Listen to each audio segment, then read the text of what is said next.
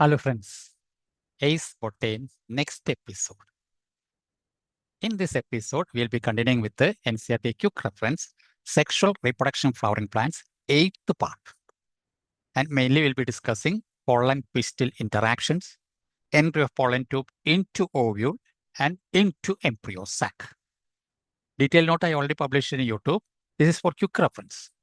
So with the minimum time, maximum area we can cover. For that, I wrote some statements there, so which we can save time also. And remember, daily I'm putting 2 questions in YouTube, Ace Botane channel at 12:45, one from first year and one from second year. To get all this, subscribe Ace Botane. So we can continue. For convenience, I will share the screen so it will be easy for you. I think screen came. So we can proceed. All references based on NCERT reprint edition March 2024. Now, what is the idea behind this area? When we refer to NCERT, we can find only right type of pollen grains are most efficient. Remember, most efficient. That is, only right type of pollen grain. That is most efficient. And that type of pollen grains are called compatible. So you'll be remembering 2 terms, compatibility and incompatibility. This is most suitable, able to attach. Likewise, that meaning goes. Incompatibility, not suitable. So nature will prefer it. And how it has been identified, compatible pollen, is done by, NCERT clearly says an important statement, chemical dialogue between pollen and pistil continuously.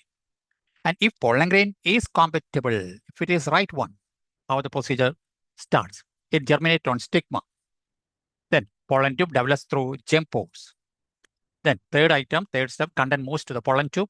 Then fourth one, growth of the pollen tube is, remember another 2 important terms, it is chemotrophic and apical. And fifth one, from generative cell to male gametes will be formed. This way the events takes place. And how pollen tube entry into ovules, how it enters into ovule. 3 methods are available connected with NCERT. One is called porogamy, other is chalassogamy, third is mesogamy. Porogamy means through micropyle, pore. Chalassogamy means through chalassal area, mesogamy means through integument. I think first page is clear, so we can proceed to second page.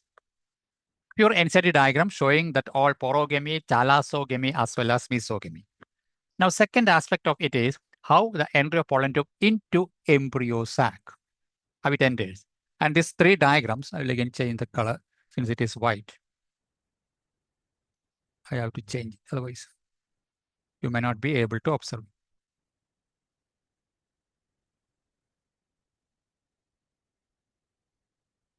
Okay. So how it enters into embryo sac. So pollen tube can enter into the ovule by different methods. Pollen tube can enter into the ovule by different methods.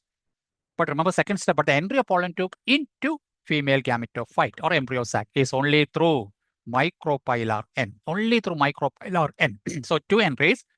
Initially 3 methods. Second step, how pollen tube can enter into ovule by different methods, but the entry of pollen tube into female gametophyte or embryo sac is only through micropylar N. And synergids will direct the pollen tube into correct pathway. And these 3 diagrams, famous diagram for theory entrance labeling, theory to draw, and this is a famous diagram that is regarding this episode, a small one. So within a short time, we can finish it.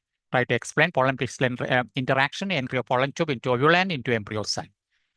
Next one, we'll be continuing with the next aspects. So if you like this episode, subscribe Ace Botane.